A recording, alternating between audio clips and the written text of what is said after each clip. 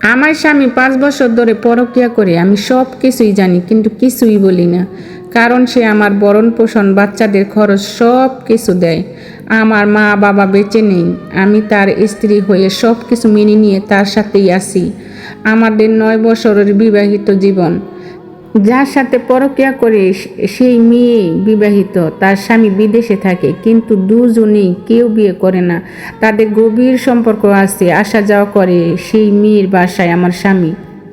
আমি কি যে করব কিছুই বুঝতে পারছি না। আমার স্বামী আমার কাছে আসে না, ভালো মন্দ কথা বলে না।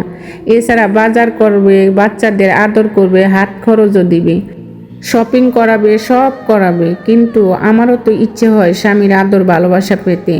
আমার স্বামী আমার দিকে ফিরেও তাকায় না। আমার খুব কষ্ট হয়। আমি আমার স্বামীকে খুব ভালোবাসি। আমরা একে অপরকে ভালোবেসে বিয়ে করেছিলাম। আর আজ আমার জীবনের করুণ দশা। মেয়ে হয়ে একটা মেয়ের সংসার কিভাবে ভাঙতে পারি, এরকম মানুষজন দুনিয়াতে অভাব নেই এখন। এমন মেয়ে মানুষ নিজের স্বামীর জীবনে না আসলে জানতামই না। এতগুলো বছর থেকে এগুলো সম্পর্ক মেনে নিয়ে আসি মুখ বুজে চুপচাপ, কারণ এই দুনিয়াতে আমার কেউ নেই। কার কাছে বিচার দিব, কোথায় যাব বাচ্চাদের নিয়ে? এখন আমি নিরুপায়। আপনাদের সাথে এগুলো একটু শেয়ার করলাম। আমাকে একটু পরামর্শ দিন, কি করতে পারি?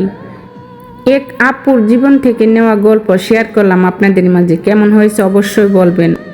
আর আপনারা যদি কেউ চান আপনাদের জীবনের গল্প শেয়ার করতে, অবশ্যই আমাকে ইনবক্সে পাঠাবেন গল্প লিখে। অবশ্যই চেষ্টা করব শেয়ার করার জন্য। ভালো থাকবেন। আল্লাহ হাফেজ।